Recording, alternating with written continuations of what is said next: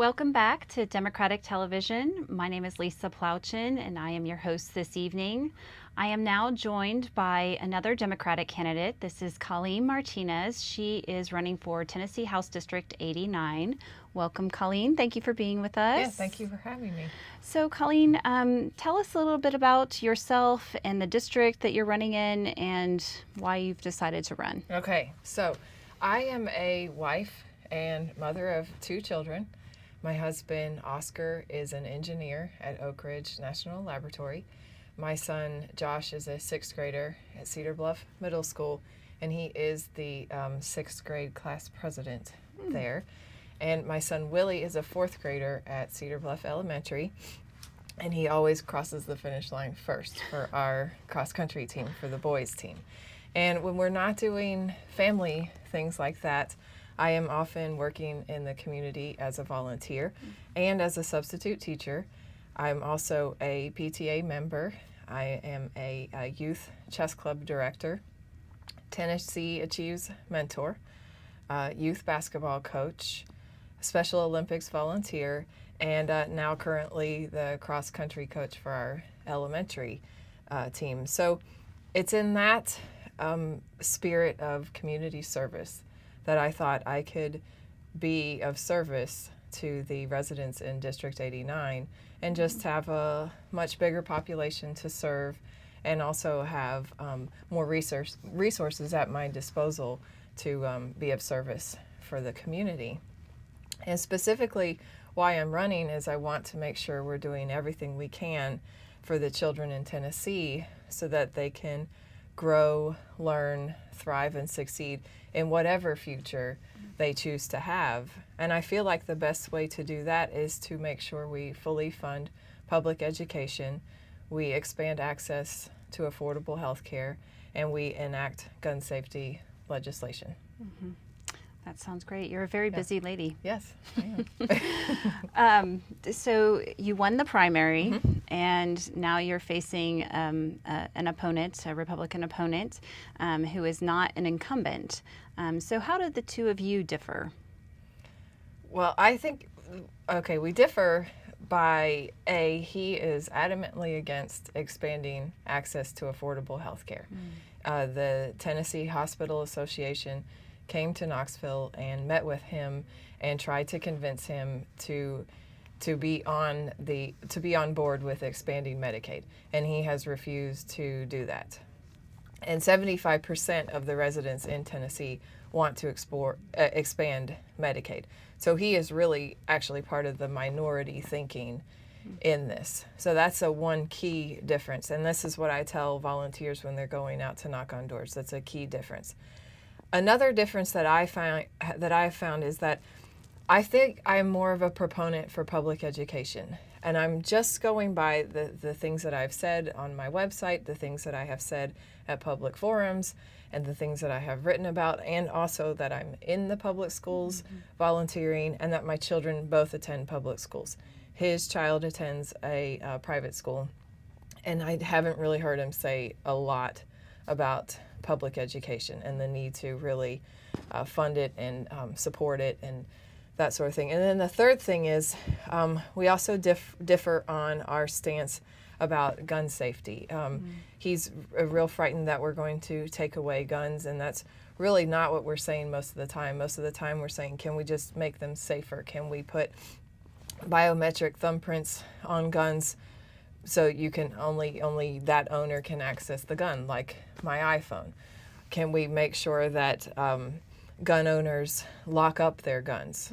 So, and is there can we put penalties forth for failure to properly secure your weapon? And this happens with people trying to commit suicide, young people in a moment trying to commit suicide, with people stealing guns and going and shooting up public areas. Someone in Nashville stole an AR-15 from a car and walked around Nashville with this. This happened in the summer. So when we talk about gun safety, we're not just talking about taking away guns, and in fact, we're not. But that's what, when he and I did a TV show, he got flustered because he thought we're talking about taking away guns. That's not necessarily the case. Right. Yeah. It's not that extreme. No, measure. it's not that extreme. And if anything, we're only talking about assault weapons, That's it. And bump stocks and high capacity magazines. But I think we're far away from that, really. So I know you're out talking to voters, knocking on doors, making phone calls.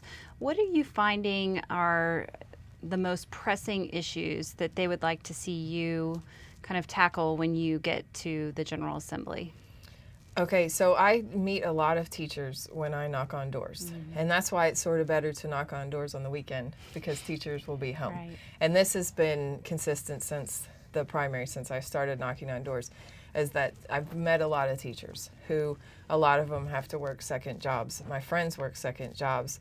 And so we really need to support our teachers more. They're overworked. They're struggling with the workload that they have and not getting paid significantly. And I've also spoken to teachers who have said they're fearful for gun safety. In fact, two teachers I spoke with over the summer, they said they were standing out in the hallway in their school and they heard a loud crash and everybody ducked for cover. And then they realized, okay, it was just something that fell, but they all thought it was a gunshot. Right. And so teachers are dealing with this. I met a teacher before school started in Maryville schools, and she's not one of my constituents, but she said that she was told at an in-service to bring tennis shoes because they were doing active shooter drills. And I think our children now are having to do active shooter drills, and I think our children are now afraid of going to school and afraid when there's a lockdown that they don't know quite what's happening. And then another big thing, and I just spoke to someone at her door on Sunday, and she just a heartfelt plea for me to please do something with healthcare to make sure it's not taken away, to make sure that we have healthcare for people who need it, and don't let the pre-existing condition clause, don't take that away. And I spoke with her for quite a while, and it was a real heartfelt plea to please do something and make sure that we can have health care for everyone. And then once you're elected and you know these things, that this is what your constituents want, how can you influence other leaders from across the state who are representatives to implement policies that will benefit your constituents? Well, with healthcare, I know that this is really, it's a bipartisan issue. Yes. There are several Republican politicians who want to expand Medicaid. I feel like that will be an easy thing to do. I think if we get enough of us Democrats elected that want to expand Medicaid, we will have enough Republican support, including our current state senator, Richard Briggs, who wants to expand Medicaid. So that, I feel like, will not take a lot of back and forth negotiation. I really feel like that will happen. And then fully funding education, I think, again, there was a plan that Minority Leader Craig Fitzhugh had to fully fund public education in a similar fashion to the way we're funding Tennessee Promise with the lottery money. I think we just asked Craig what that plan was and try to implement it in the House. Again, I think we would get a lot of support because public education is a big thing. Yes. And I think if our other representatives understand what is truly happening inside the schools with the students, with the teachers, then I think that they may change their mind on, okay, wait a minute, let's wait and see what we have done to the schools with our policies in place now and see how we can improve that with that. So once you're elected in November, on November 6th, let's make sure everybody remembers what the voting date is. How do you plan to kind of keep up with what your constituents' needs are? Because you'll be in Nashville for, a good chunk of time and then coming back on weekends. And are you going to schedule regular town forums to meet with them? Or how are you going to keep in touch, keep the pulse on what's happening here in your own community? Well, there's two representatives. I've spoken with Representative Rick Staples, and I asked him that question. How do you know what to do? How do you know what resources to bring and what funding to try to find? And he said, don't worry, your district will let you know. I Yeah. said the minute you are elected, you will hear from everyone and Yes. you will know. Plus, living in the district, I have an idea.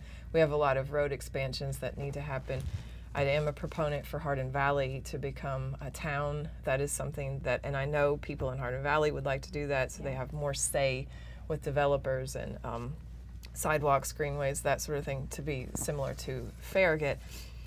And also, Senator Briggs, he sends out surveys. So he has talked to me about some of the surveys that he has sent out. So I would gladly send out surveys. I will gladly do town halls. In fact, I would love to do town halls as a candidate, but you don't get as many people coming to you when you're a candidate, and people aren't really ready to open up at that point for a town Right. hall. I'm happy to do town halls and everything, whatever people need. Well, I think that's wonderful that you're so open to all these different options of ways to hear your constituents and understand their needs, genuinely understand their needs. That sounds like something that we would need from a representative for sure. Your campaign now is in full swing. We're just weeks away from early voting. How can people learn more about your campaign, how to get involved, what kind of volunteer needs that you have right now? The best way to find me is my website, ColeenMartinez.com. Pretty easy, as long as you know how to spell my name. And then I'm With one L. One L. And I'm on Facebook and Twitter, and you can email me, martinezrep89@gmail. But all that can be found on the website. And in fact, I'm part of the Tennessee Victory, which is a grassroots effort to elect candidates up and down the ballot. And I, in fact, actually door knock with this grassroots effort. I walk around with 5 campaign materials with everybody. I've found it's really effective.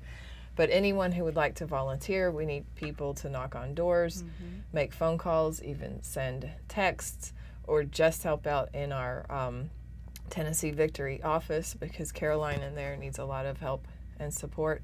So those are the best, most effective ways. Plus, talk to your friends, neighbors, family.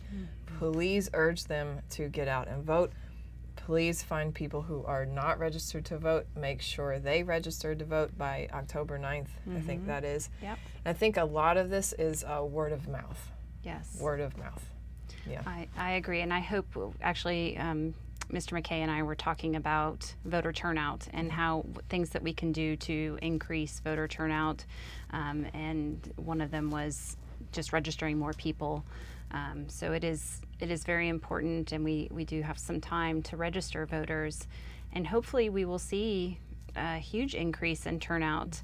The primary numbers were still not great as far as turnout, but better, and hopefully we'll continue to see an uphill climb with that. In fact, I registered a voter on Sunday. Yes, On and my phone. on your phone, because you Yes. can do that through Really GoVoteTN. excited. That's right, Yes. GoVoteTN.com. Well, thank you so much for your time. Is there anything else that you would like our viewers to know about you or your campaign? Well, let me think. Right off we've covered a lot. I will say that in specific to my district. We have about 10 10 seconds seconds. left. Okay. Specific to my district, road expansions, greenways, and sidewalks, more places for outdoor activity is also something I'll work on as representative. Thank you, Coleen Martinez, and thank you for joining us with DTV.